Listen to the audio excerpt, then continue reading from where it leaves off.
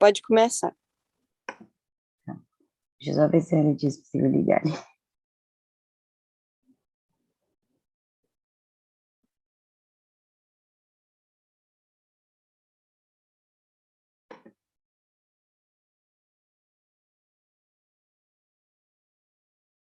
Então, boa noite. O meu trabalho da Letícia é sobre atividade física e asma. A asma é uma inflamação crônica dos brônquios, né, caracterizada pela obstrução das vias aéreas. Ela pode ser moderada, leve ou grave. No Brasil, os asmáticos chegam a procurar 15 vezes mais pronto-socorros do que os outros pacientes e são hospitalizados 20 vezes mais, sendo ela a quarta maior causa de internação pelo SUS. E cerca de 300 milhões de pessoas no mundo têm asma e sua prevalência aumenta 50% cada década. A fisiopatologia da asma. A asma é uma doença inflamatória crônica das vias aéreas inferiores, caracterizada por hiperresponsividade brônquica a variados estímulos, com consequente obstrução ao fluxo aéreo de caráter recorrente e reversível. Sinais e sintomas. As principais manifestações são a sibilância, dispneia, aperto no peito e a tosse, particularmente à noite e no acordar de manhã, herança genética, exposição ambiental, alérgenos e irritantes.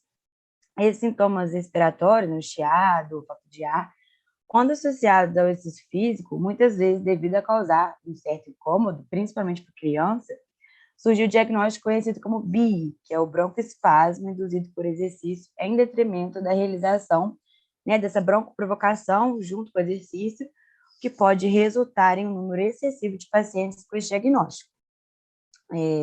Paralelamente a isso, como está no gráfico, né, de pessoas, de um artigo que a gente viu, de pessoas que relatam... Rapidinho, eu acho falar. que não está passando. Não está passando? O slide é... Aí, foi. Foi? Foi. Pode continuar. Tá, vou deixar assim então, que eu acho que não vai dar problema.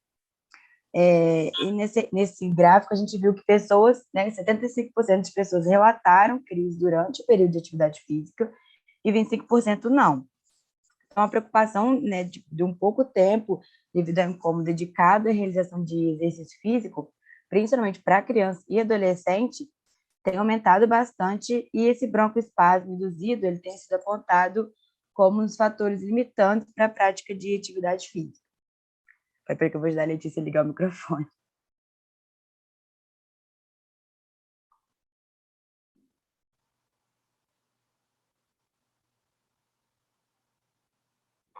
Deixa eu ver se ela vai conseguir ligar. Eu saí daí.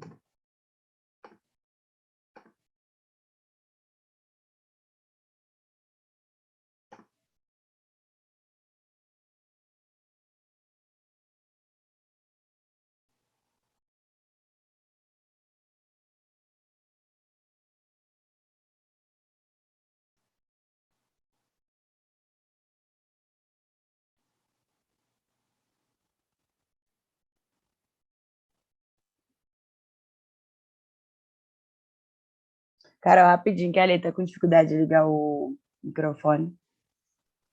Tá, não tem problema não, tô esperando aqui.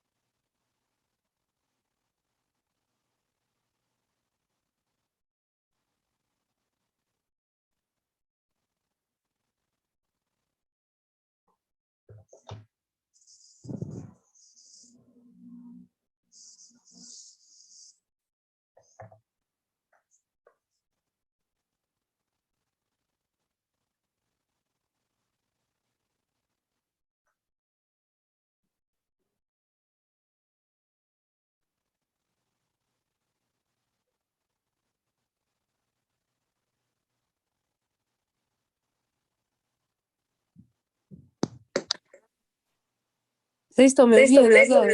Agora foi. Tá, amigo. Ô, Luana, eu só vou pedir agora que você desligar o seu, porque eu acho que Tá, tá pode dando um deixar. retorno.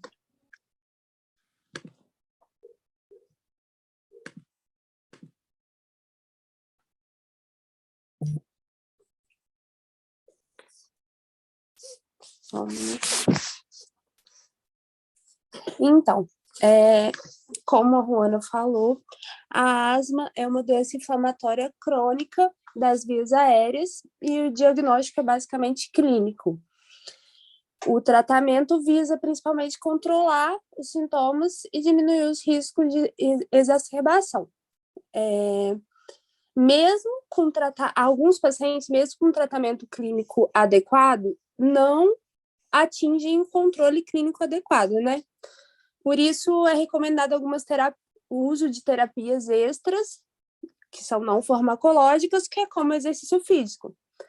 A natação, por exemplo, e outros exercícios aeróbicos.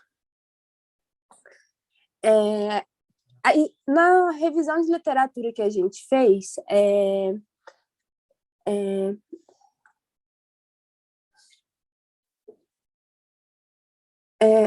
sugeriram que o exercício físico predominantemente aeróbico melhora o condicionamento físico e, consequentemente, diminui a percepção de falta de ar. Estudos mais metodológicos, que com mais rigidez, chegaram à conclusão que, além deles reduzirem a percepção de falta de ar, de dispneia, eles reduzem o broncoespasmo, a responsividade brônquica e melhora a capacidade física aeróbica, né? Além disso, o exercício físico melhora outras questões da qualidade de vida e, para o paciente, diminui os malefícios causados pela doença crônica, né? Hoje em dia, considera-se o exercício físico como um componente fundamental no tratamento dos pacientes com asma moderada e grave. Mas ele tem que ser predominantemente aeróbico e de intensidade baixa e moderada, não podendo ser alta. E é necessário falar que todos esses pacientes devem estar com controle medicamentoso e não devem estar em período de exacerbação, porque se em período de exacerbação, quando for realizada a atividade física, o paciente vai sentir falta de ar e outros sintomas que são prejudiciais a ele. Então, a gente chegou à conclusão, por meio da revisão, que o exercício físico é muito importante para melhorar fazer o controle clínico da asma como uma terapia não farmacológica, né? E sendo uma indicação muito importante na prática clínica para pacientes que já estão no tratamento da asma. Aí a Ruana vai falar a medicação, mas a medicação geralmente é inaladores, broncodilatadores e corticoterapia, né? É isso. Como ela falou, a atividade física é uma parte fundamental nos asmáticos e os pacientes são tratados de 2 tipos de medicação. A medicação controladora, né, manutenção, como a Ali falou, de corticoide, que serve para prevenir o aparecimento de sintomas e evitar as crises de asma, que as medicações elas vão reduzir, né, a inflamação dos brônquios e, como os corticoides inalados isoladamente ou associados a uma droga broncodilatadora de ação prolongada, eles vão diminuir o risco de crise de asma e evitar uma perda de uma futura capacidade respiratória. Né, usando corretamente essas medicações, elas vão, consequentemente, diminuir muito ou até eliminar a necessidade de medicação de alívio, que seria para aliviar os sintomas quando houver a piora da asma. Aí a gente colocou 2 exemplozinhos, né, sobre remédio beta-agonista, que é o albuterol ou levobuterol, que devem ser inalados antes de fazer alguma atividade física intensa, né, para abrir as vias respiratórias e evitar o surgimento de sintomas da asma, e o brometo de ipaptrópio, que é um remédio muito utilizado por asmáticos para relaxar as vias respiratórias e impedir o desenvolvimento da asma durante o exercício. Então, foi isso e muito obrigada.